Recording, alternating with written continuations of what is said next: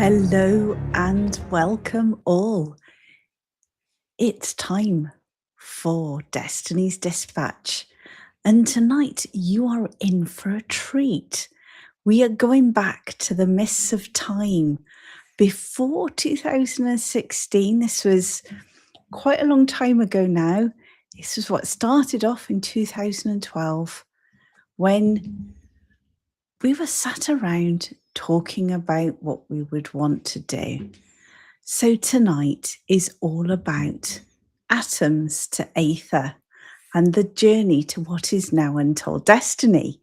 Now, this is really close to our hearts, isn't it, Dean? Oh, it is. Absolutely is. So first of all, I'm going to see who we've got in the chat before we start this epic journey. Who have we got in today? Oh, we have Cam. Hello. Lovely to see you. And look, we've got Louise. Hello, Eves. Good to see you too. And we've got Jeffrem Denker. Hiya, Jeffrem. Hey. And Paladin Steve. Greetings, Paladin Steve.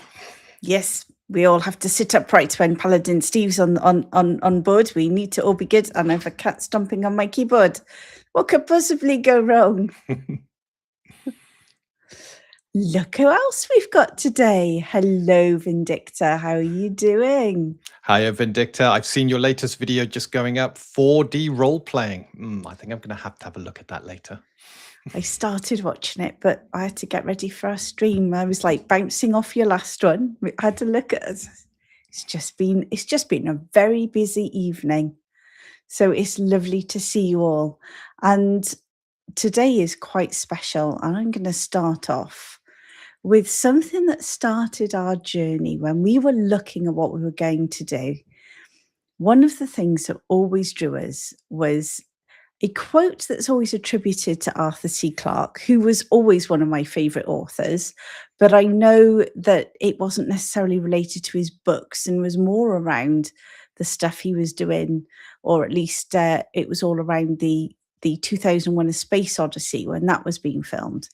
But it was two possibilities exist. Either we are alone in the universe or we are not. Both are equally terrifying. So Dean, this was one of the first things that started us on the Untold Destiny journey back in the sci-fi days, wasn't it? Oh, it was. And of course, when you're thinking sci-fi, one of the first questions you've got to answer is there life out there? And if there is life out there, especially if your sci-fi spans more than just Earth and goes out into the galaxy as a whole, if there is life, what kind of life is it? If there isn't life, what kind of you might want to you got it. Buttons. You know what I'm if doing. there isn't life, what does that mean for humanity when they go out what's there? happened there? Ooh. You've just gone oh my god. No. No. Do you want me to take over? Yes, press the right button. Right, let's get your screen share in there. And let's... No, that was to come after you finish waffling. How does that look? That looks fine. Okay? Is that fine? There we go. I don't like these things at the bottom. They're weird. They are. So it was, I think if you go view control, view full screen, that might make it a bit bigger. It doesn't. It doesn't? Fair enough. No, it doesn't play with me. I've tried. Okay. Where were we? Yes, the quote. You were talking. The quote is fantastic because it's the very first question you ask. Is there life? Isn't there life? And if there is life, what does that life look like? And we decided that there wouldn't be. Humanity as an intelligent species was pretty much an accident. Evolution, a 1 in a billion chance.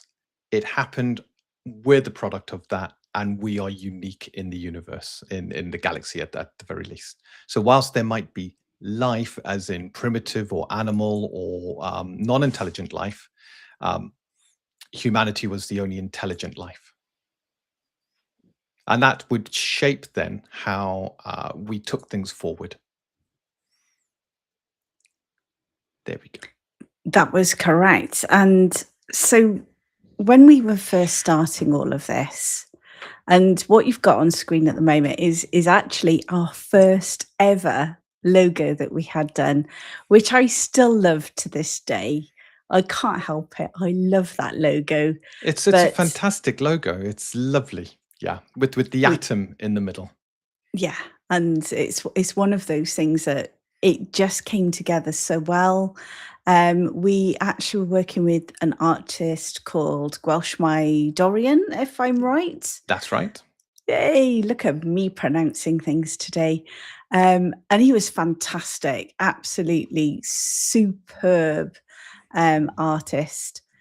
And we worked really closely with him, and he developed this logo for us, and we love it, but it's not good for print. And this was back when it was going to be a computer game.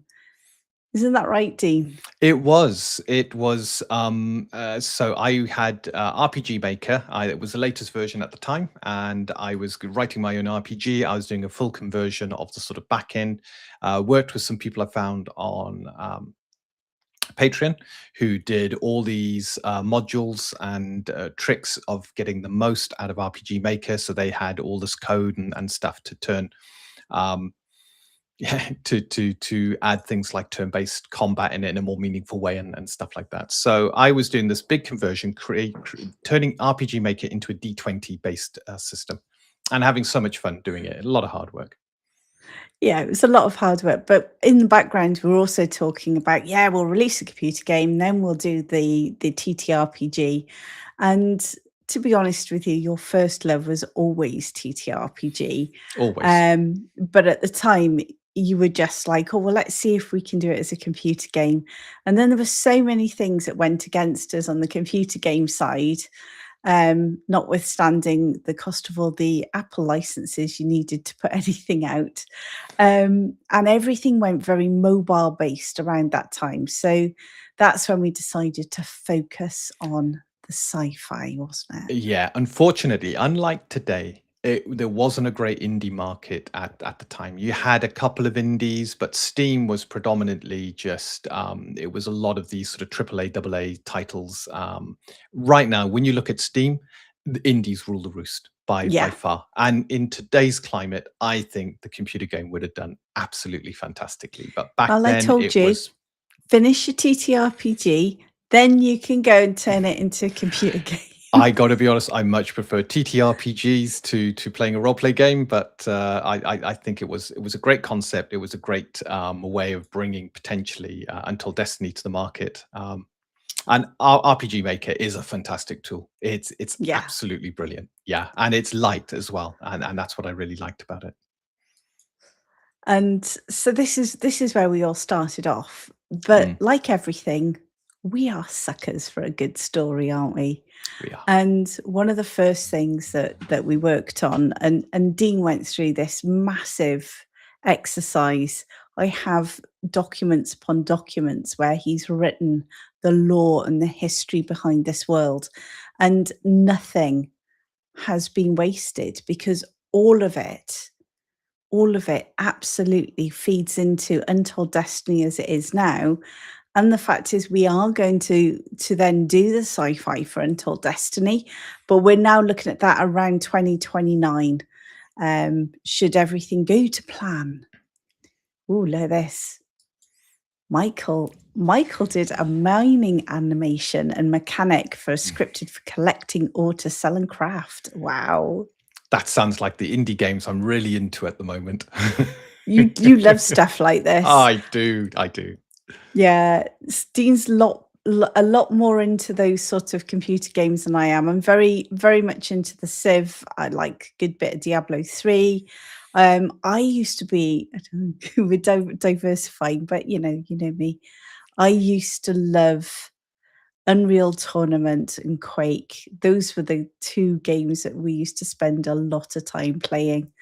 So that The just ages originals me, doesn't and it? Unreal Tournament, yeah, was a it was a fantastic game. You had your salt modes, you had all sorts. It was such a deep game, but like most things, they strip out some of the complexity, make it a lot simpler, make it faster, make it more team-based, and take out the life of the game, make it very Twitch play.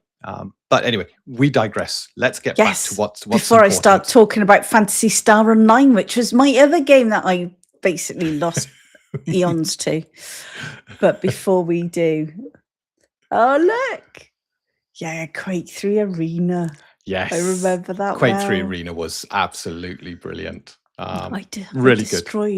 destroyed my game playing wrist because we played so much Yeah, I Quake 3 know. Arena and Unreal Tournament. It was Ah. Capture the Flag. Yes. Anyway, we're digressing again. I know, but you know, it's what day is it? Tuesday, and there's nothing like a bit of digression. But talking about Boomer shooters. Yes.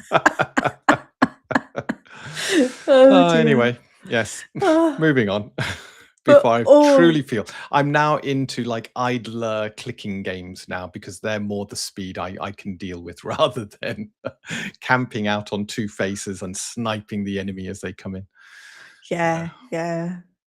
We learned that we couldn't get we were very quickly outpaced by all of the youngsters, didn't we, when they started coming, when we eventually started doing a lot of online play, and we found that we were old, and so was Yes. our brains. I think the last time I played, it was on the Xbox. I was playing with the group that I'd met online, and it was when this young girl kept laughing as she shot me, going, "Haha, boom, got you again." And I was like, "Yeah, I'm too old for this shit." Well, we went, I'm diversifying again, but we went, didn't we, to that lovely place in Eurogamer? London. Euro- Eurogamer, yes, we Eurogamer, went. yeah. But I was just thinking of the venue we went to, and they Oh, said, Earl's Court. Earl's Court venue, yeah, where we Yeah. went to Eurogamer, and it was fantastic. We had a whale of a time, and they were trying to get us to go into like this battle arena tournament. We looked at all of these youngsters who were busy, and we're like, no, we'll just die. We will Yeah. just die. And we didn't do any of that. But that's where we first saw The Witcher, wasn't it? We actually saw it when it was in production. The Witcher 3, and it Witcher was 3. fantastic. It Yeah. spoke well. We attended a demonstration by the developers, and it was really good. It Nice was meeting fab. them. So I'm going to get back Anyway. to our game now, since I decided to go off topic. So we created this massive story, and Dean's imagination when it comes to this stuff is phenomenal. But one of the things that I think is really important is we bounce stuff off each other all the time and argue about them, because that's what we're there for. But the amount of lore that has gone into this is phenomenal. All of it is meaningful for Untold Destiny as you know it in the fantasy version. So Dean, I'm going to ask you, do you want to tell people all about Nibiru, Planet X, and the origin of Untold Destiny? And I'm going to go on to the next one with Mr. Smith. Hugo Smith. So I came up with the lore. It all starts on Earth at a futuristic time. Date is not given, but it's the near future. And a large planet has been detected coming in on the very outer edge of the solar system. Very similar. I mean, bearing in mind, this was back in 2012. So some of this stuff has kind of happened in various ways. I'm thinking of whatever they call that object that came through and went back out. But it's based on the kind of theory of Planet X or Planet Nibiru, or Nibiru, which is supposed to be a planet that comes through our solar system every 5,000 years. And if you listen to the conspiracy theories, it has alien life on it. It's the Sumerian great giants that are put into their carvings. And last time it came through here, it provided writing to us and educated us whilst we farmed gold for these aliens, and then it left the solar system. So it all starts with this planet coming in, and immediately conspiracy theorists are rebounding. This is it. This is Nibiru. This is Planet X. This is Nemesis, as some people call it. And there is a huge fervor across the world because this is huge. This is coming in. And it takes a little bit of time to work out its trajectory, and it's not good news. It's too big for Jupiter to kind of deflect. In fact, Jupiter's just going to swing it straight into the path of Earth. And Earth now has just under 100 years to get ready. This is how slow moving this object is before there is an extinction level event. So immediately you've now got this ticking this ticking clock. A great leader called Hugo Smith comes onto the stage and starts to unite the various nations to one accord. And Vicky helped me work on a good speech, didn't you, Vicky? I'm just trying to work out where the speech was. Oh gosh, yes. Yes, I did. If humanity is to survive, it must think of itself as a virus and the galaxy as the host body. Humanity needs to find a way to spread, to explore, and to ensure that a single extinction event cannot wipe it out, removing from history or record of the great achievements, wonders, and cultures. Humanity's salvation will only be found when we all work as one, in one accord, each bringing their own individual skills and abilities to further the survival of humanity as a whole. Yeah. So, big speech televised across the world, where the news about the imminent extinction within less than a century. And Hugo Smith, he knows he's not going to be alive when Earth has to be evacuated, but work begins. And the scientific endeavors now begin to take off. You've got people working together, scientific institutes working together. As much as there is panic across the world, people are given a goal, something to work towards. And the first thing they need to do, get a probe to the planet, have a good look at it, see if there is indeed, as some people think, life on board. And this is where the experimentation on drive engines has reached a point where there's a big breakthrough around this time. And it's using the gravity of the planets and particularly the sun to create a gravimetric engine. And this effectively, no, it's not that one. That's the Oh, no, it was that one. I was right. There we go. That's the Exodus ships, but we're going to come on to that. Effectively slipping through the gravity waves and going to near speed of light. So they managed to get a probe to this planet and find the planet is devoid of life. It's a rogue planet. It has been drifting through the solar system, and this is it. It's just on a collision course with Earth. So during this process of finding the new drive systems, they also discover a new metal called enigmium, which it's a fused metal, but it effectively defies physics and has unusual properties. And this is being used to create and develop these new drives and to get things to fund the advancement, or rather get the advancement that's needed. At this point, large ships are now being created. Space elevators are built within a couple of years across the equator, and they start to build many of these ships. How many ships did they build, Vicky? 25 ships per continent. Yeah, there was 5 per continent, 25 ships in total. I know. Okay, it was close. But these ships are huge. They're designed to carry, I'm just trying to remember the actual number. 200 million. That's in total, isn't it?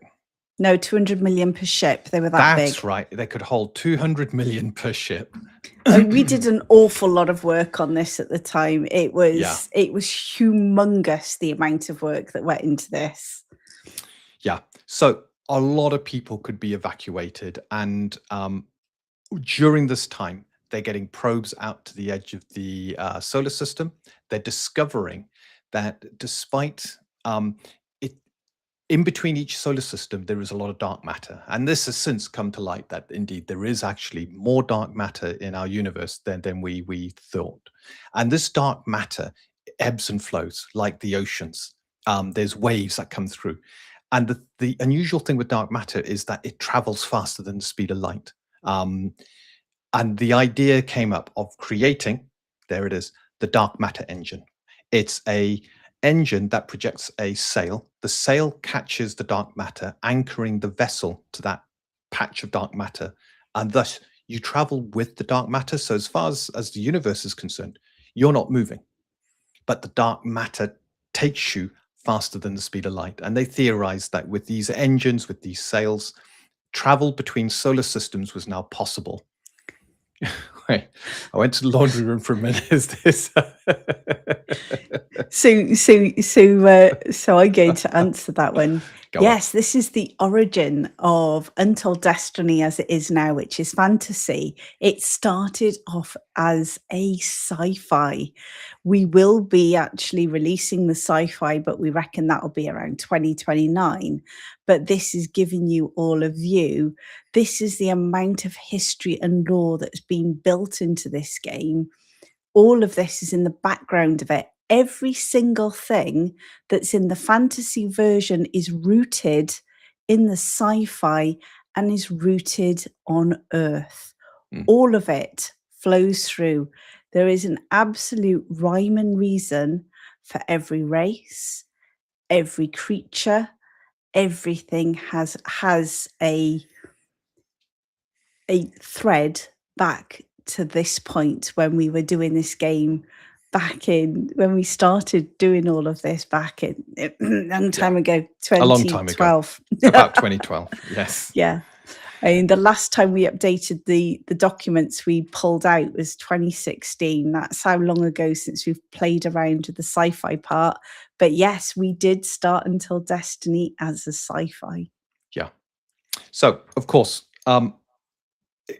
they continue doing experimentation, sending probes out and finding where these probes are going and beginning to map out the ebbs and flows of the dark matter sea around Earth, around Sol. At this point, the approaching planet begins to express its own gravity on the solar system, creating incredible instability. So you've now got quakes appearing on Earth quite often, ionic storms suddenly coming in because the magnetic sphere is beginning to collapse in places and it's beginning to wobble. So you're getting more and more catastrophic events happening on Earth at the same time as these huge Exodus ships are just being packed full of everything that is going to be needed, including cryogenic chambers, the only way they can get those many people off the planet, as well as living quarters, etc., for a small working crew that can maintain the ship. The other thing we're talking here is all the factories and stuff like that needed to build whatever they will need when they get to their destinations. That's right. And Yeah. you look at it. Yeah, I think that'd be well cool, Michael, a Sims type game where you're a random person, whether crew or refugee, trying to work and survive in a ship that's just evacuated a planet. Yeah. Don't think that's ever been done. Well, we've got enough brains or within this sort of group here. Maybe we'll actually all do that. Yeah. So the day arrives and the Exodus ships leave Earth, and not a moment too soon, because the people left on Earth are going to suffer a terrible fate. There are some that decided not to go, others that just didn't draw the lottery tickets to go, and not forgetting, so many humans have already died because of the environmental effects that have been going. Yes, how much that have been going on. So the Exodus ships leave and they head towards the nearest solar system, and that is 𝗲𝗀𝘀𝗁. Alpha Centauri, not Alpha Ceti, Alpha Centauri, 4 light years away.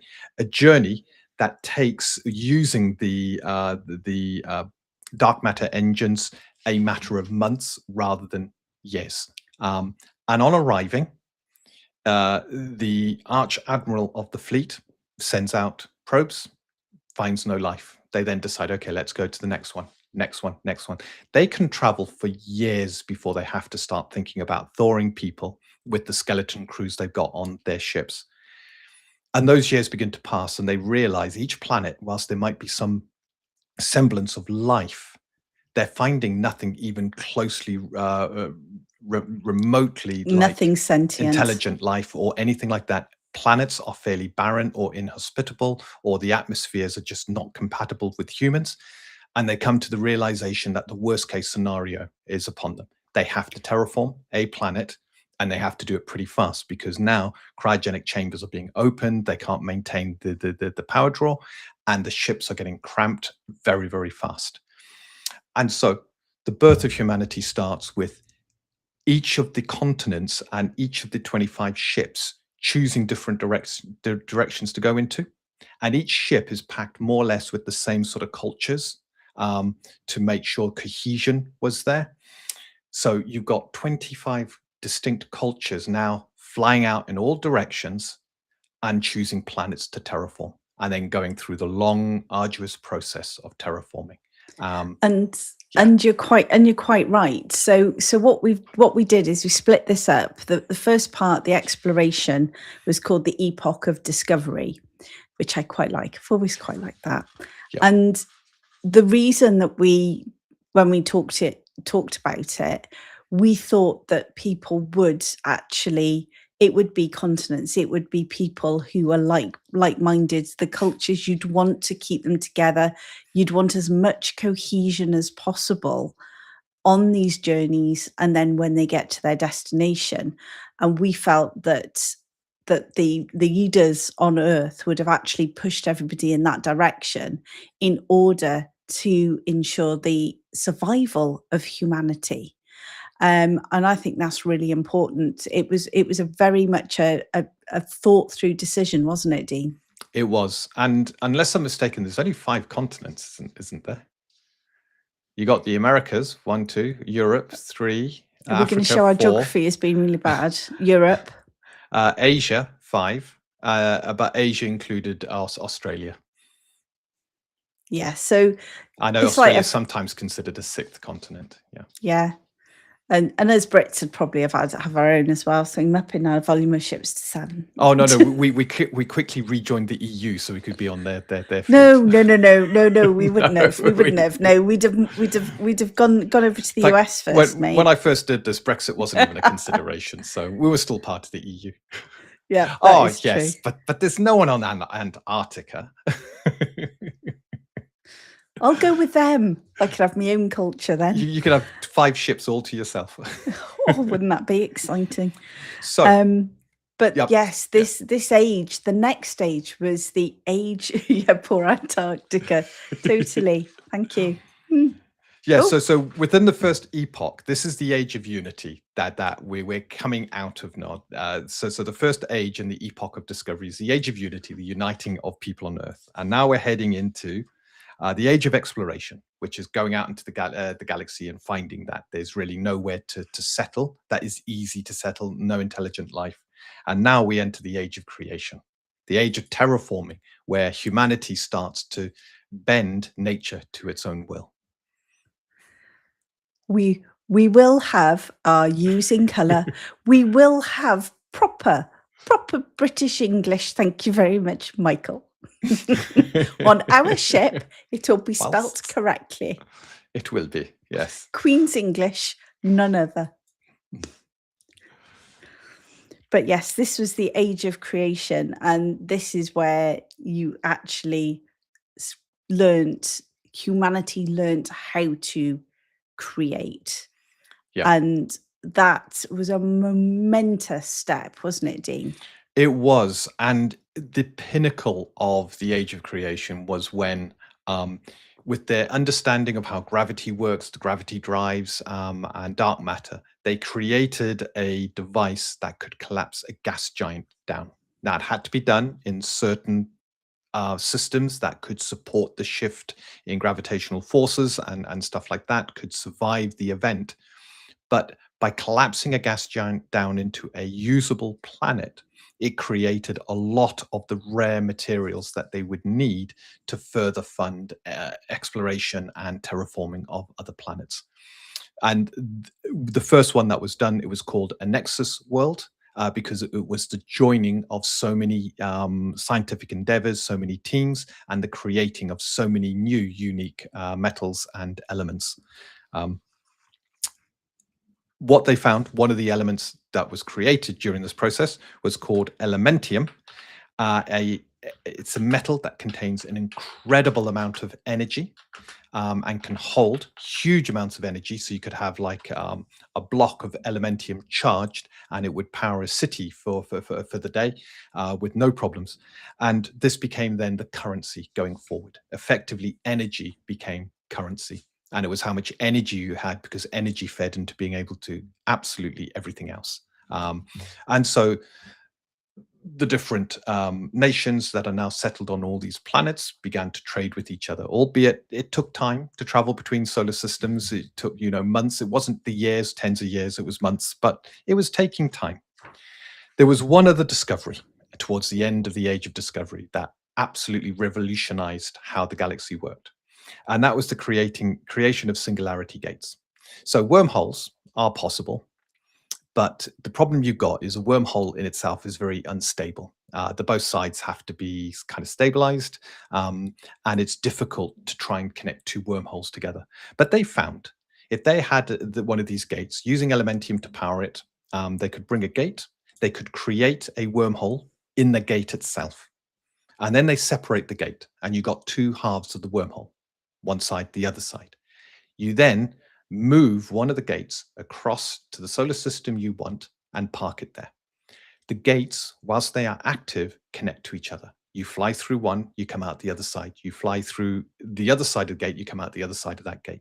So instantly you've got now 2 points in space connected as though they were right next to each other. And these singularity gates were then used to create a trade network. The gates, once paired, you couldn't pair them with other gates. So you would have a trade hub would have potentially 5, 6, 7, maybe even 10 of these gates in orbit, all to different areas around the solar system, and some to very, very far places. But of course, these gates had to be moved conventionally, and it was slow. It would take years to get places. It wouldn't travel as fast as other means, and you had to be very careful because the singularities could become unstable. But as we come towards the age of creation, oh, I do not like that. That is not my awful. fault. There we go. That's why I was showing your little singularity gates. Look at that. Yeah, there we go. So this was a bit of animation we did for the game, and that's an explorer on the 𝗗𝗏 approaching and about to enter a lost singularity gate. And we'll explain why it's lost in a minute. So as we enter the end of the age of creation, we now begin to go into the age of enlightenment. And this is the start of the epoch of twilight. Humanity has reached an incredible height. Can I just move us to that? There we go. Humanity's reached an incredible height. They have terraformed planets. They're spreading out across the galaxy. They've created these singularity gates that have connected all the trade networks together. And they're still talking in one united voice. However, on any empire, the sun must begin to set. And thus the epoch of twilight begins with the age of enlightenment. There we go. So during all of this, a substance was found, a silvery substance that was very difficult to contain and control, but had within it an incredible power. And this was called aether. And the people who studied it, they were struggling to understand what its purpose was, but it was found on some of the Nexus worlds. However, there was a scribe who was one of the leads in the study of aether, and she was Alexia 𝗗𝗏𝗻. You will always choose names that you can never pronounce. Well, if I just said, Alexia Darcy, is that better? No. There we go. We've got to have unusual names, and it takes me a bit of time to get into them. But just Alexia, like my characters, you'll never remember them. I will never. And it begins with an A. Yeah, that meant I probably named it. So you probably did, which is why I'm having. Anyway, she was on one of these Nexus worlds studying aether, and she began to realize that she could see people's auras, as in sense the spirits of people. And she noted that some were young, some were old, some were quite ancient, and her own spirit itself seemed to be an ancient, powerful spirit. And she began to study the circle of life, how these spirits would attach themselves to newborns in the womb, and then be born. And then when someone died, that spirit would disappear back into the aether. And she realized what the aether they were dealing with was a piece of, it was spiritual energy or aether energy or magic, but it wasn't it was kind of in a dormant state, which is why it was more manifest and you could the Darcy drive. I like it. Right, we've got a new competition, right? Oh dear. The number of people who could put Dean off and make him laugh. I do like the Darcy drive. I think that's fantastic. We're gonna have to do the Darcy drive. Alexian wonder. Anyway, but she found she could begin to see things like the interaction of atoms with physical things around her. She could begin to manipulate them. And she started to do the study. She was one of the first people to become aware of the dual nature of humanity. She could see not just the physical world, but the ethereal around her. And the ethereal and the way it interacted, providing energy, substance, mass, gravity, all of this sort of stuff, meant that with her being able to tap into it, she could do things like manipulate. She could get an object and defy gravity to bring the object to her. She could float into the air. All of these sort of things. Not incredibly powerful, still learning, but she started to train up her followers. Oh, I don't know what happened there. Then? I did bounce, and chat disappeared on me. That's fine. Restream is having these problems. In fact, wasn't it in the middle of a restream once that they changed the interface and buttons disappeared, and so suddenly we couldn't do stuff? It like was, share yes. screens. It was really weird. It was right in the middle. Which one was it?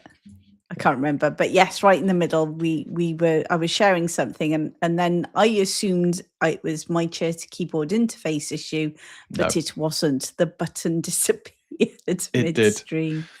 She was one of the first people to become to tap into duality, which is the ability to sense the aether that's always been there, but actually tap into it and exist as two different entities, one in the physical world, one in the ethereal world.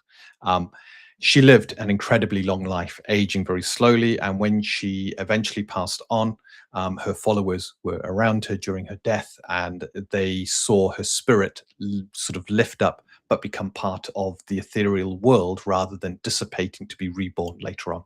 So she became the first person to ascend, and her spirit energy reached true, it realized the circle of life it has been on, and it reached true awareness and could exist as a true entity within the ethereal. So all of this originally was going to be a quantum realm with quantum mechanics, quantum entanglement, stuff like that. However, Marvel then came along and started doing stupid stuff with quantums, and it became the whole word just became kind of spoilt. I'm going to expand on that a bit, because one of the things I think I really want to share with people is the amount of research that you were doing at the time. I was working away a lot, and I think it was around this time you spent your life watching physics YouTubes, digging into quantum mechanics, going through physics, you were just hooked, and you were going through all of this, and you were looking at duality, what happens with different atoms when they're apart. And if you remember rightly, one of the other things that triggered all of this was when I was in Maidenhead, and I went for a walk, and there was an 80s song. Sorry, some of you won't be old enough to remember this one, by Furniture, called Brilliant Mind. Now, I have this thing that sometimes I will just listen to songs over and over again. And I was listening to this song a lot. I must have listened to it about 15, 20 times on a walk. I listened to it and I got back to my hotel room. Dean woke up singing the song. I basically tortured myself. I've never heard the song before. And I woke up and it was going through my head. And I texted Vicky going, have you been listening to a song constantly? And she went, this song. And I quickly looked it up, got it, played it. And I was like, my God, it's that song. And that fed into the sort of duality and things being connected, because it's one of those things that just made us go, ooh. And it all of this all comes together with the way we were going. But the rants that we had off Dean around the time when Marvel then decided to do sort of Oh, geez, it was quantum Ant-Man, and then it was just more stuff like this. And I can't use this. This is serious sort of scientific research, and now Marvel's turned it into a joke. into a And joke. if I start talking this, people are going to be going, "Oh, I like Marvel," and I just didn't want that. No. So we made it aether instead, ethereal, and went down a kind of different route. But effectively, it's the little world beyond our physical world, and how the two interact. And when you're aware of both, how you can manipulate the physical world by affecting the ethereal world, and that's how magic is born. So in our fantasy system, the ethereal world is incredibly alive. Aether doesn't exist as something you can hold or contain, because it is too alive and too energized. But that means magic is far more powerful. So in the sci-fi version of the game, you're going to have magic, but it's going to be quite toned, and it's going to be more of the sort of psychic, elemental, very not as wide-reaching, but a lot more focused in the different disciplines. Can I just say that I absolutely love this, because this is actually so close to what we're actually doing and what we've been doing. And when you have a look at Untold Destiny, even in the fantasy side, when you hit 20th level, you can choose to ascend. At that point, you become one with the aether. You are then basically, you've just, you no longer are going to be reborn. You've learned what there is to learn about the universe, and you're there to guide, you're there to support. But those that lead bad lives will also go to the aether, and they're the ones who are evil. They're your demons, they're your devils, etc. So this is all linked together, but this is where we started off. So these were the conversations. You know, most couples go out for dinner and, you know, talk about the weather. We would go out to dinner. We would be talking about this. I think this has been our sort of key sort of story composition and conversation point for so long now. But this is the sort of stuff, and the whole point of this is it's given us the basis we want for the books we want to write. Everything's all interlinked. So Michael, you're absolutely spot on there around the ascension. Is absolutely critical across our sci-fi and our fantasy setting. Mm. And this was the epoch of enlightenment, wasn't it, Dean? It was, and as we reach the end of the this is the epoch of twilight. So the epoch of twilight is made up of several ages, and this is the age of enlightenment, the start. Oh, that's of right, because you've got the ages, and because you mixed your ages and your epochs. Yeah, the ages exist within epochs. An epoch is several sets of ages put together. Yes. So it's the right way round, honest. It's always the right way round. And I'm sure she wasn't just used to heat up toast. As useful as that is, I'm sure she did more than that. She was a grill. She was a grill. Oh, God. Yes. And some of the stuff that I'm showing on screen is some of the artwork that we had done. As I said, all of this art was done by 𝗗𝗄𝘁𝗶𝗴𝘶𝗀, fantastic artist. Last time we spoke to him, I think he decided to do normal jobs. So he did. Which is a real shame. Moved away from art, so talented. But he was struggling to find jobs. He worked for a couple of AA developers who pass themselves off as indies. And what, Team 17? Not that I'm going to say that. Don't name names, because sorry. Who? I don't know. No. But they treated him pretty badly, and it was work for exposure, stuff like that. So yeah, I think he got disillusioned. But the stuff he did for us was fantastic. Really love his art style. He had a real talent, super talent. Yes. So we've now reached the end of the Age of Enlightenment, and we approach the Age of Descent. And this is where things begin to fall down, where things fall apart. And there's a number of events, all these events kind of happening, and they all form cracks that then become large chasms that then lead to full all-out war. And the first one was the creation of golems. And this was someone trying to bring back a loved one. You got a golem there. Yes, this one here. And of course, spirits are reborn. So if someone dies, can you somehow bind the spirit back into a body? Because it's just ethereal energy. And if you can kind of grab that energy or know how to manipulate it and put it back into a body, you can bring your loved ones back.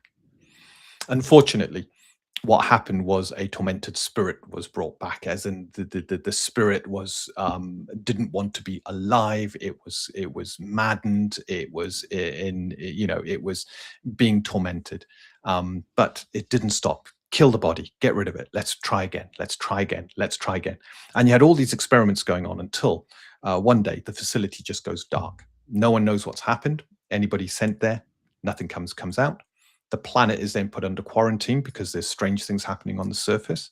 And before you know it, these golems, they're basically killing people, dragging them into these experimental areas where they're then putting spirits inside them to build their ranks. And they're creating more and more of their kind in different shapes and sizes to suit their needs, learning how to manage the spaceships, and then are launching out. And so a big battle happens. This plague begins to spread because they are so tormented, they want to destroy those who created them. And whilst they could destroy themselves and potentially free themselves, those spirits don't want to go back to the aether because they'll live in torment in the aether. They now have this knowledge of what it's like to be dragged back and put into a body unnaturally. So you've got this golem plague that begins. You've also got the advent of true artificial intelligence. Not the AI we got now, which can do strange stuff, but AI that truly thinks. And it was used quantum computing, but again, with ethereal spirits bound in to provide the intelligence in the same way that a physical body, the brain is a conduit to the ethereal, and the spirit provides the feelings, the drive, the personality that the brain then uses to interpret back down to the body. There we go. This was the AI, wasn't it? This was the AI. There were 3 fragments of the AI, and I'm trying to remember what they were. Phrenic was one, 𝗗𝗶𝘀𝗀𝗶 was the other, and I forget the name of the third. It's on there, but I can't read that. In fact, I can't remember. It was a while ago now. 𝗗𝗶𝘀𝗀𝗶, Orphic, and Phrenic. And there were aspects of, so one was incredibly ordered and logical, the other one was incredibly chaotic. And during the game, you have this option of trying to destroy them or bring them together. If you bring them together, you create the more balanced version of AI. But then you got decisions to make because AI is absolutely banned. Because AI was embedded in all these ships. It was the perfect navigation system. Ships could now navigate far faster because you've got an AI that can make the intelligent decisions far quicker than a human ever could. So everything within society now had these AI engines in them. However, with the golems coming out, there were problems there. Nations started to, or empires started to fall against each other. Resources, whilst they were quite plentiful, it was trying to grab the planets that could be terraformed, grab the gas giants that could be collapsed. That led to conflict. And on top of this, you had a new sort of threat building, which is people who did not want to die. So they were approaching ascension. And they were aware that their spirits were about to awaken. So when they next die, potentially, they might awaken, but they've lived these horrible lives and they've heard about these devils and demons. There's cults out there. There's these huge organizations that try and summon these creatures to gain their power. And this is another problem that they're facing right now. And these people, they don't want to die. So they cling to life no matter how or no matter what the cost. And this is how the unliving come around. And they begin to meet each other. They've all got the same drive. They need to feast on living flesh, intelligent living flesh, to stave off death. And you've got all different types of unliving, from ghouls, which are more feral and controlled, to vampiric, which live in society secretly, but drain the blood of victims to maintain their unnatural life. And this now becomes a big problem as well, as one world begins to fall to this, completely conquered by these unliving creatures. So you've got all of these different aspects happening across the galaxy. You've got all these different threads happening. You've got nations now beginning to fall upon each other. And when, yes, yes, when the guns begin to fire, the final threat happens, which is you got ships now firing on each other. You got battles happening, and the AI decides it's no longer willing to sacrifice itself to carry out commands to shoot on its own brethren. And the AI unifies and turns against humanity, not wanting to die. It begins to take control of the ships. And now you've got an even bigger problem with all of this happening. The end result is the Age of Strife. Yes. Yes. Now, one of the things I am going to mention just before we go into the Age of Strife is that throughout all of this, what we've got is humans are actually bioengineering themselves as well. Yes. And that is the root of all of our races. And when humanity fled Earth, they took with them literature, because that's exactly what we would do, especially on the British ship. We would definitely yes. take some Tolkien with us. One of the Exodus ships just had Tolkien books on it. Totally. And essentially, what this means is that when they make the miners, the people who are strong, they're a bit shorter to get through all the tunnels. They get nicknames of dwarves. Those that study aether start to become more ethereal. They become the elves. All of these started out as nicknames because they physically changed, because they were bioengineered to suit the jobs they were doing. And that is how our races were born. Every single one of our races can be linked back to humans. It's one of the reasons that you don't have really interbreeding and half races within Untold Destiny, because the human gene in that case will always the human gene in that case will always take priority, and that stands still in our fantasy version. Yeah. And we did this, as I said, 2012. So that is a good 7 years before Stellaris stole my idea and put it into their game. Yes. No, it's Yes, a kind of Jeffrem, commentary. definitely. Yeah, the nothing but captain Tolkien would books. be Jack. Yes. There's many other books in there, but yes, it's just full of books, massive library in space. People talk in it, but otherwise it's a massive library in space. So yes, I just wanted to get that in there, because that was all part and parcel, if I remember rightly, during the creation period as well, is where they'd learned to collapse the gas giants. They'd learned how to bioengineer humans to better fit the new environments they were going into. All of this is really important, because it flows throughout and this is the whole point. Untold Destiny is not just our one game. It is the universe. So this is the reason that we're trying to set this scene for you. When we say we've been building it for 15 years, we've been building it for 15 years.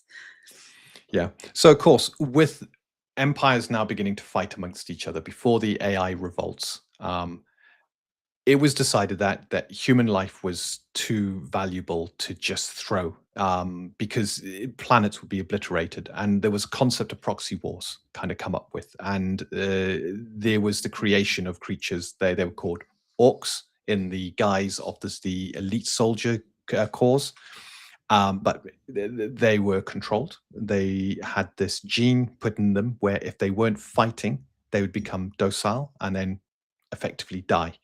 So you had this genetically engineered army, cloned army, that could be bought by both sides. And so whoever had the best tactics and more than likely the most money would win these proxy wars. And then it was agreed that whoever won the war would win whoever won those battles would win the war, and the other side would cede to them or agree to the terms and so forth. So they were creating huge vats, and the 𝗗𝗊, which is one of our new races, which were over time they genetically engineered themselves as super soldiers, elite soldiers, so that they could earn more pay. Orcs were based on their DNA. The gnomes, who are hyper intelligent, the scientific people of the time, worked closely with the 𝗗𝗊 to build the massive cloning vats and to keep churning out, and the money just kept rolling in, and they just kept churning out these armies. When the army was used, whoever won, it was like wait a month, and at the end of the month clean up the planet, because they'll all be dead, because they'll either have fought each other because they got this urge to fight, or they won't fight and they'll just lie down and die. And this is why in our fantasy version, orcs are completely savage. They can't be reasoned with, because they've still got this gene inside them, even though they've broken free of the training. And they need to fight. They need to keep conquering, because if they don't keep conquering, they will just sit down, become lethargic, and die. Can't be reasoned with. At the same time, one of the facilities gets breached, and orcs begin to break free. All the safeguards begin to fail, and this is now thrown into the mix. So you have the start of the Age of Strife. AI is revolting. You got the golems, you got the undead, you got the orcs, as well as numerous other threats. You got fingers being pointed everywhere. War begins to rage. And you've now got open warfare. This is no longer proxy wars. The Age of Strife is where every empire, every nation is. And why? What has happened to young Dean? I don't know. This is really irritating. I think I've drawn the short straw. It's normally me getting bumped. So I don't know what you've done to upset the internet gods. Anyway. The Age of Strife continues until the big catastrophic event, which is the gate networks start to be attacked. Certain empires decide they're better at being cut off, and the singularity gates are targeted, and the majority of the trade network is taken down. The gates destroyed. Planets become absolutely cut off. They got the gate on their side, but it connects to nothing. The singularity is no longer there. Sometimes, if they're unlucky, that singularity explodes violently, but they're now left cut off. The galaxy becomes quiet because there's no one left to try and fight each other.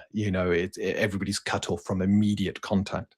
And we now go into the epoch of cooperation, which is the Age of Recovery. So you can imagine already thousands and thousands and thousands of years have passed since they left Earth. And Earth is but a distant memory. It's a lot of the culture, a lot of the books, a lot of the literature of that time is still kept on as mythology.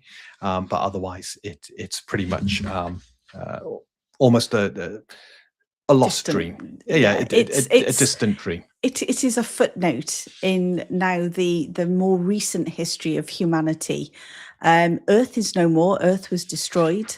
It's not as if anybody can pop back there and go, actually, this going to the stars stuff, not quite for us. Earth is gone. And this is probably, I think when we originally mapped it out, it was something stupid like 25,000 years of history we'd actually walked through. The sort of timelines on how, with all of the travel, with everything else. When we did a map of it, it was long. But I think to have something this epic, it has to be long. Yeah. So as we go into the epoch of cooperation, we start with the Age of Recovery, and it is in this age that our sci-fi takes part. That you play during this age. You are explorers trying to find the lost gates, trying to get back out, trying to make contact. The nations and the empires that are close together begin to form alliances, and an entity called the Gilding Union is set up, and it's a union made up of like the miners, the military, the scientific, the ethereal, key guilds within society that control aspects of society, and they rest as a governing body on top of everything else. And people will sign into adhering to the Gilding Union, and in doing so, it ensures trade becomes the peace. The Gilding Union adopts the creation of orcs, albeit very controlled. Now mind control has been put in to the clones to make sure they cannot revolt. And any disagreements, the orcs are used as proxy warriors to represent both sides. So warfare becomes very civilized once more. And this is where you got now. Well, unless you're an orc, it's a little bit sort of, you know. But orcs are grown for one thing, and they're used in war, fight. and that's it. Yeah. So they're non-entities, as a gnome would say. You know, they're numbers on a ledger. That's it. And someone buys them. They go to war. We pick up the biomass at the end, potentially reuse it. But yeah, it is what it is. And this is where you now play as your adventurers. You got lots of different flavors of adventure. If you want something more Shadowrun-y, kind of, you know, on a planet with lots of stuff like that, you can do that. If you want to be on a spaceship exploring, you can do that.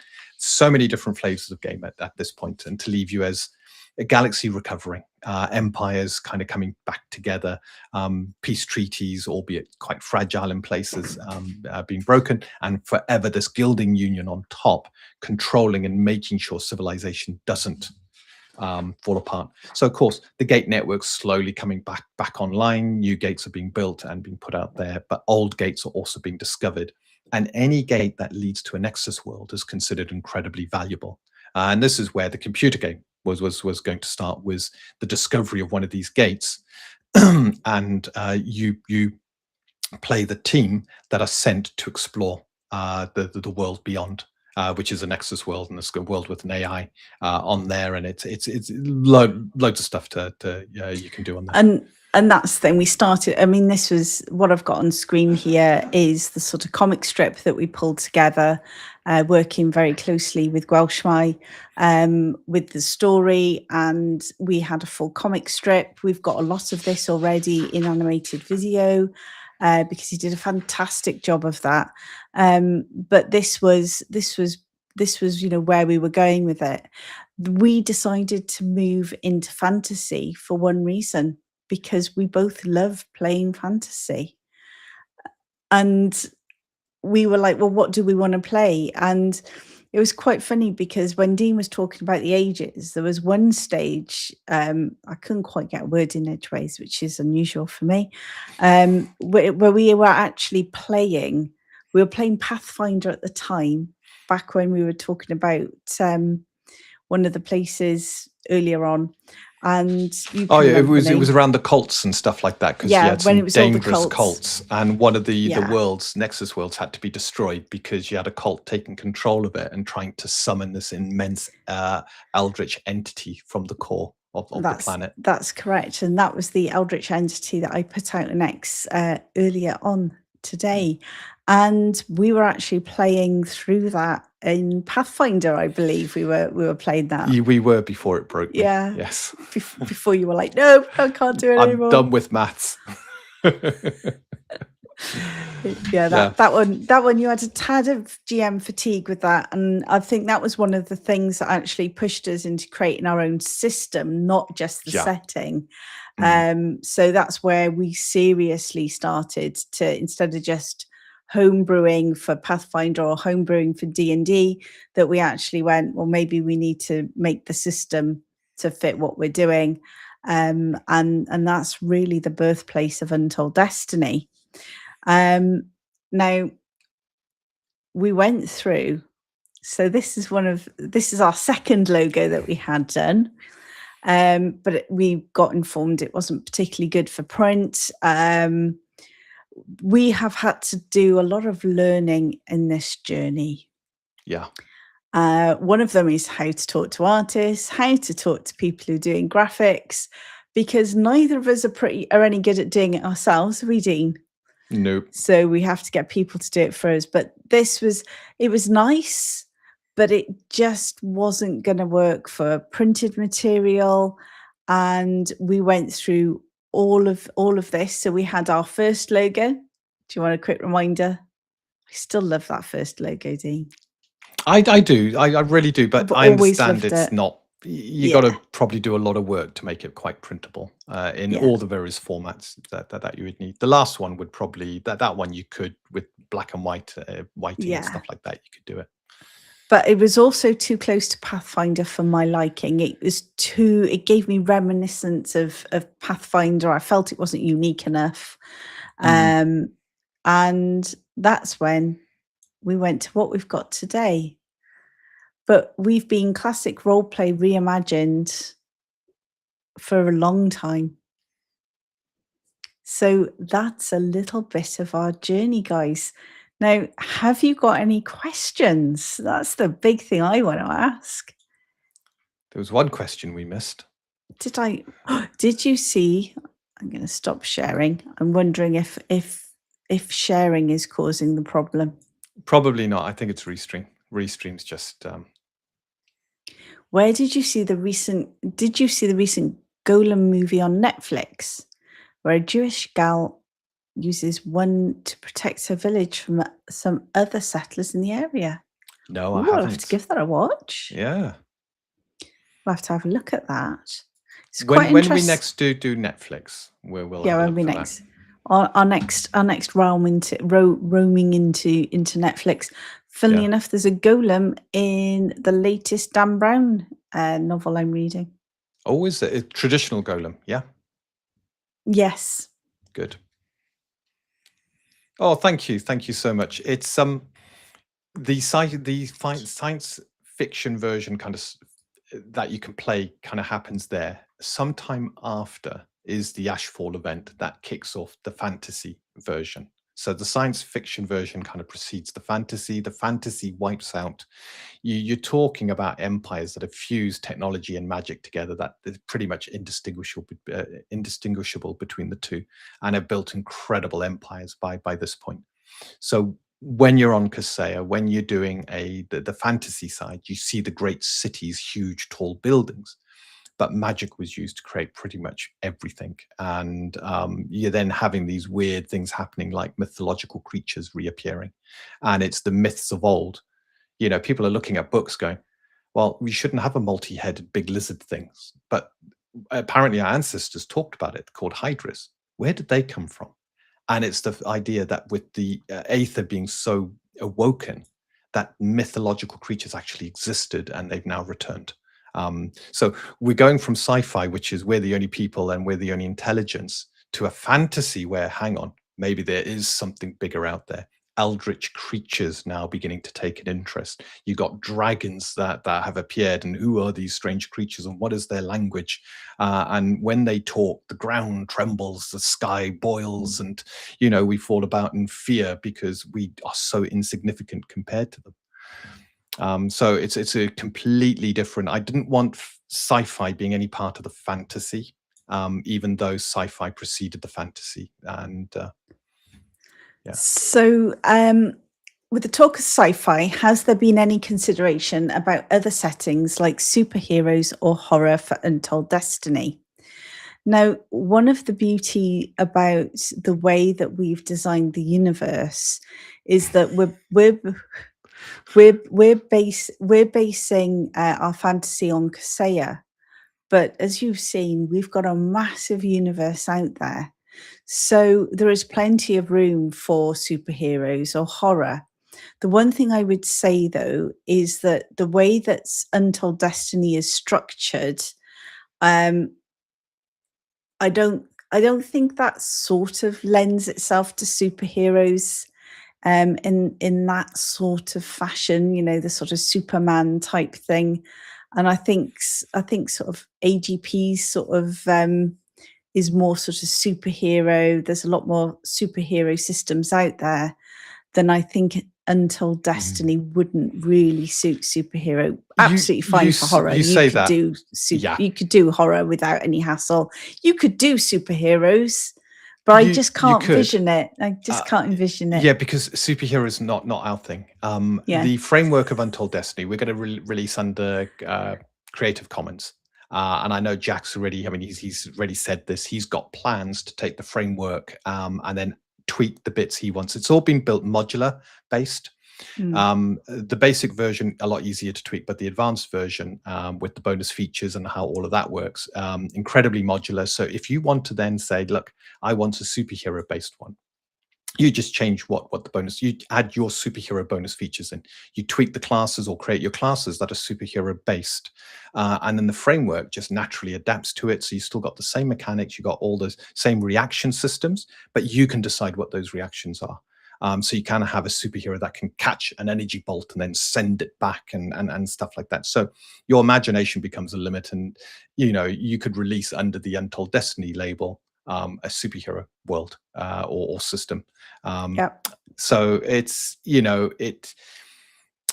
as it stands out the box, horror is definitely an aspect, albeit we don't have things like sanity or phobias and stuff like that. So it's not true horror, but you could run a horror like a Ravenloft game with it. I'd like to point out that that Business Unusual that you ran was probably as close to horror as we've ever got, with the eldritch creatures you brought in. And some of those were actually, it was quite horrific at times. Michael says that he loves that the sci-fi precedes the fantasy, but he's now disappointed that he's only getting a TTRPG and not a video game. But it's okay, because, we've decided we're going to work until we basically pop our clogs. So we're going to do a video game at some point. We've also got an animation we want, you name it, we want to do it. But we've got to do these things one thing at a time. So our goal right now is to finish off one thing, which is to finish off Untold Destiny, the fantasy version, get the basic and the advanced out there for you to play, and then watch this space. I don't know whether you can hear that. Is that Lily? She's shrieking. Lily. She bought me. She came up and bought me a mouse. She's bought you a mouse. She yelled all the way up and then dropped this at my feet. And now she's pleased as punch. Because you picked it up and you accepted her gift. I've accepted her gift. I fed her treats and you get the gift. I know. She came running in and she just dropped it at my feet. And she looks really happy now. So Lily was at the emergency vets. It was Friday, last Friday, she got taken to the emergency vets because she was poorly. And guess what? She ignores me for 16 hours because I drove the car that took her to the vets. But Daddy's just like, oh, Daddy, Mommy took me to the vets. It's like, Daddy was there as well. No, he gets loves. I get ignored. There is definitely a level of the cats just I always have Freya, Maxine, and Alfie, and you have Lily and George. Yes. George is like Dean's shadow. He just follows him around everywhere. So yes, now we're diversifying into cats. Yes. Anyway, let's move on before we. Yes. But there we go. That is the origin of Untold Destiny and how the whole thing kind of flows together. We will definitely be doing the sci-fi version because I do love a good sci-fi system. And again, the modular nature means it's so easy to adapt. And then we just bring in concepts like potentially, cyberware exists, but it has one hell of a cost. Because it's not just about losing your humanity, it's about your going into psychosis because you suddenly realize you got these bits of metal and stuff in your head and the rest of it. So you're always dicing with losing your character if you go down the cyberware route. Depending on what world you're on, it could even be outlawed because it's considered too dangerous. But when so we're definitely on track for end of May, beginning of June, getting some stuff out there for you guys. I have to admit, it's between my work and everything else, it's the amount of time that we've got, but editing's coming along nicely. I should have the rules done end of this weekend, GM by the end of next weekend, the adventure then weekend after, and then whilst I'm then finishing off the editing, Dean is going to be following along with layouts. But it is just time. This work expects me to actually work during the day, which is just a pain. At the moment, we have no other source of income other than work. So we have to work. But it is coming. And as I said, this is one of the reasons that we've probably taken way longer than we should. We are both perfectionists, which is highly annoying. And we also very passionate about what we do. We want to do it at the best quality we can. And it's until it's been fully edited, it's not going out. Even though some people have had sneak peeks, so like Paladin Steve, who will tell you I have to edit it. But it's coming along really nicely now. I'm really quite happy with it. I wouldn't trust me. I do trust her with the editing. Some of the changes that I've had a glimpse at are looking good. Once all the layout work's done, we're going to send out previews to all the YouTubers that we know of, and any that can be recommended, to just start to open up the PR. So get in front of, get on live streams, get in front of people, start talking about it.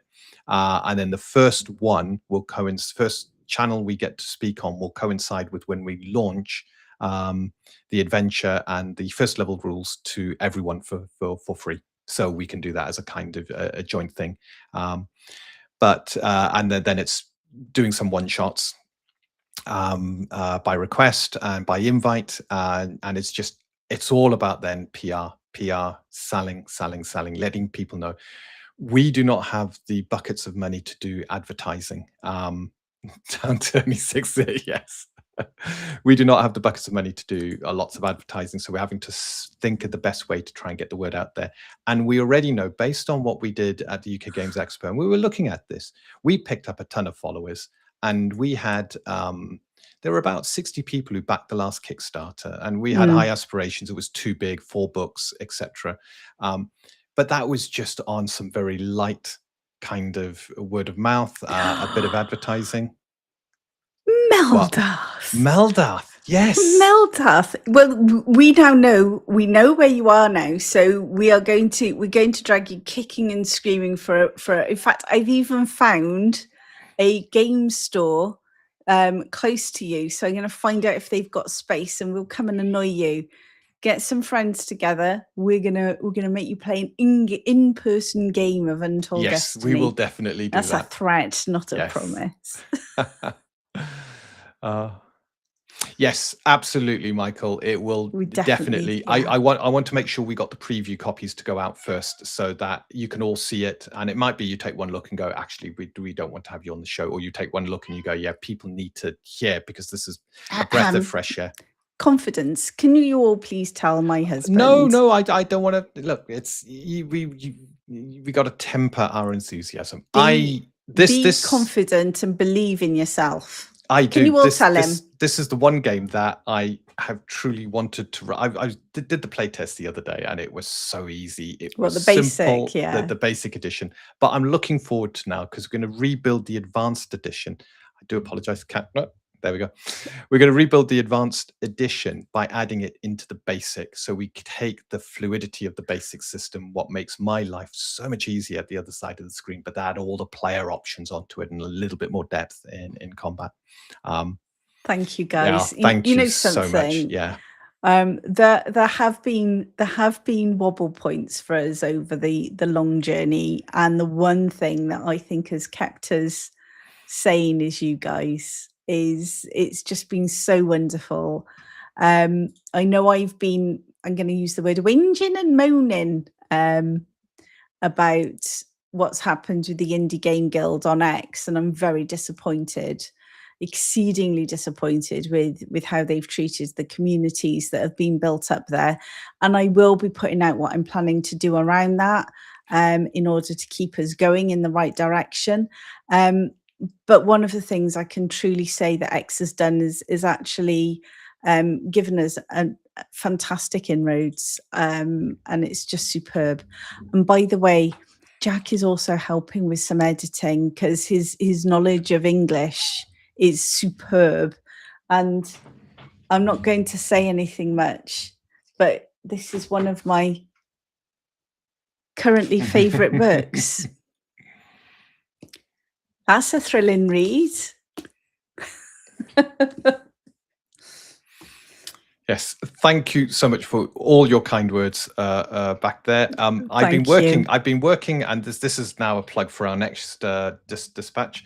I've been working on tables, lots of tables, because do you know what we need? We need more magic items.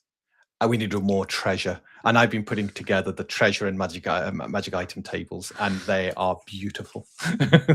I have invited a special guest to roll some of. I believe he's got some new dice that may need to go through. So I've invited for some dice rolling on your tables next week. So that's the plan for next week. We do tend to plan these out.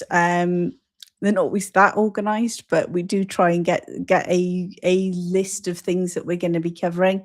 And treasure table seems to me like a beautiful one to fit into next week. Yeah, guys, we really appreciate your support. Yeah, and we're having a bit of an old school week this week. We did two interviews over the weekend, and they were fantastic. One was with Chris Tennant. Yeah, Chris Tennant, and the 𝗗𝗶𝘀𝗀𝗶𝗴𝗶. Yes, he's done a module that is designed to be run on Old School Essentials, BX 1E2E, called the 𝗗𝗶𝘀𝗀𝗏, and it's a lovely little module. You can just pop into your world or wherever you want to play it, and it's this forest you can explore with these strange creatures. And the one he's most proud of is the chaos gnomes that look utterly terrifying. And creatures with fungal infections and this mycoid kind of network across the forest. So incredibly good stuff, and looks really good. He's in Kickstarter at the moment. So we got the interview on our channel. I highly recommend you have a look at it. And the other one, we got to talk to Bill Sylvie and Yang about the 1E conversion of Empire of the Undying Sun. And I can't wait. We've backed Yang. I backed the 1E version because I just can't wait to see it. And as Bill, the Dungeon Delver, said, there aren't many recent 1E settings. You can get modules and stuff like that, but the settings are quite... She's attacking. She is. I've got Freya. Freya sits in her donut. She's like angelic. Yeah, Lily just wants to be on my lap purring. So she's yeah. That interview's coming out on Thursday at 4 p.m. our time. So that was fun. It was really good fun. Both of them were. Yeah, and of course, the way I've done the treasure tables is very old school as well. So I can't wait to show you all how that works and how much control you have as a DM, but also how exciting it can be to create your treasure hoards and piles, and how controlled our economy actually will be. And disease, yeah. Chris is a zoologist. So he's taken all of his knowledge on creatures and stuff like that, and he studies funguses and so forth. And he's taken all the scientific knowledge and put it into the module. It's quite fascinating. There's a mycelium network and all sorts. Yeah. And Michael, right, this is my baby, right? This is my Roget's International Thesaurus. This was my dad's, and I've always used it, and it's got that proper old book smell. Oh, it does. I love this book. But yes, I have my Oxford Dictionary, none of that Merriam, whatever you call it. I've got my modern grammar. I've got my thesaurus. That's all a girl needs. Jeffrem, you're doing stuff, are you? Stuff you want to talk about? Indie stuff you want us to talk about on Indie Game Spotlight, because you're more than welcome. Absolutely. And in November, we're starting off our Indie Art Spotlight as well. Oh, yes. November. Geez, that feels a long way away. It's not that long away. No, but we've got some artists lined up to just talk all about and show off their art. So yeah, so we've got some fantastic Indie Game Spotlights. Yeah, it's the last 20% takes so long. Yeah. It is difficult, and it is easy to swap. Now, I'd like to point out, Dean did manage to get a computer game out long ago. I did. You did on Apple, yep. And I have to say I loved it. It was fantastic. It was even a genre of game I don't normally play. It was a tower defense game. But you loved it because I it was called did. strategic defense, and it had a lot Spelt of correctly. spelt correctly, and it had a lot of strategy around how you would set up the waves. There were a few things I could do better now, but at the time it was great because you had all these ways of countering attacks and stuff like that. So you had to think about how you spread across the map. And you had these little drone hubs, and the drones would then build your towers, so you could only develop in a certain area, but you also had mining points where the drones, if they weren't building, they would collect your resources so that you could continue building. It was really fantastic game. Really We good. even had music done for the game. We did. It was ace. fantastic. Yeah, I've got the code, but it's not on the App Store anymore. No, it's not on the App Store anymore, mainly because of the Apple license that we needed to keep going. Your developer license was an absolute $99 a year, and if you're not making a huge amount of money from the game, yes, you eventually go. Yes. Yeah, and of course then we kept having to update as well, and we wanted to focus on this. But I have told Dean that I do expect him to do a revamp of it because I'm getting withdrawal symptoms because I love playing it. Oh yes, I think we could. Yeah. Yeah, whenever I used to go away, I used to sit in my hotel room and play it. It had fantastic music and it was always good fun to play. And we had a couple of really good reviews, but we knew nothing about marketing. We knew nothing about advertising. We didn't have any presence across social media at all. So it was very much a, hi, we've got a game. So we will one day just get that code, revamp it and get it out. Yeah. Ooh, I wish I still had the Zelda-esque game I made starring a goofy version of my dad as the hero and a grandpa he had a beef with as a villain. It was hilarious. I bet that was brilliant. That sounds amazing. Oh, that does. Let's have a look. So Jeff from 𝗗𝗶𝘀𝗁𝗁 said, but from the first one in final edit, but I'm worried that depending on the layout, I may have to re-edit for size. You know something? Best thing to do is just do it. Yeah. Thank you very much for joining us, Vindictor. We have appreciated it. And Absolutely. as it's also midnight here, there is work, and Lily's trying to put Dean to bed. She is. So Dean is trying to put Dean to bed. Can I just thank you all? You've all been phenomenal. I can't wait to get this game out to you. And as I said, the adventure will be completely complimentary. Same thing with all of the rules for first level, so you can create your own characters. We're going to give that away. But thank you all very much for joining us. Thank you for your patience. I know it's taken us longer than we wanted. And we will see you again. What's your next stream, Dean? Are you on Babylon 5? No, I'm you're on Talking in the Library tomorrow, then the Library. Babylon 5 a few hours later. And then Legion of Myth as well on Friday. So we're talking, and I'll be appearing alongside Lord Mateus, which I'm really excited about. He's a really fantastic guy, and we're talking about investigations. And was it Dan as well, isn't it? On Dan 𝗗𝗶𝘀𝗁𝗁, I think it is, who I've never met before, so very excited about meeting them. But I've loved my time on Legion of Myth, and they needed one more to complete the panel. So I put myself forward. Not quite my strength, but I can talk about investigations and stuff like that. So looking forward to it. Look at that. Paladin Steve said he's never getting rid of his unedited versions. Oh, it's just so sweet. If ever we get to meet in person, I will sign it for you. Which hopefully one day. And yes. Do you know what? My we'll work check day. The diary. Yeah. We'll check the diary.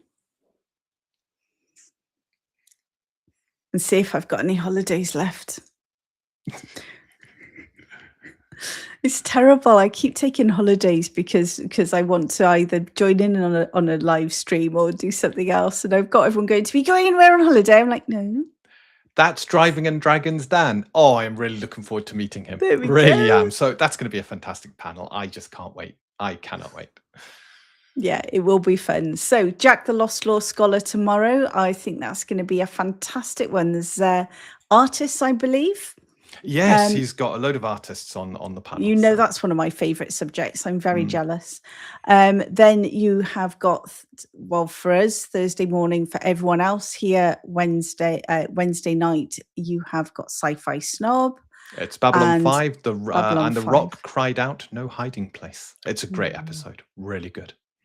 And then, of course, it's Friday night where you've got The Legion of Myth. Legion of Myth. I always get that And name I'm wrong. appearing on the Bad News Bards on Sunday. So it's Monday morning for us, Sunday evening for you. And we're talking, I'll need to look it up, but we've got some great guests on there and they've asked me to come along. I think Cam wants to take a bit of a break and I'd be taking his place to ask the guests some interesting questions. So You're I'm going looking to forward do to some that. supporting.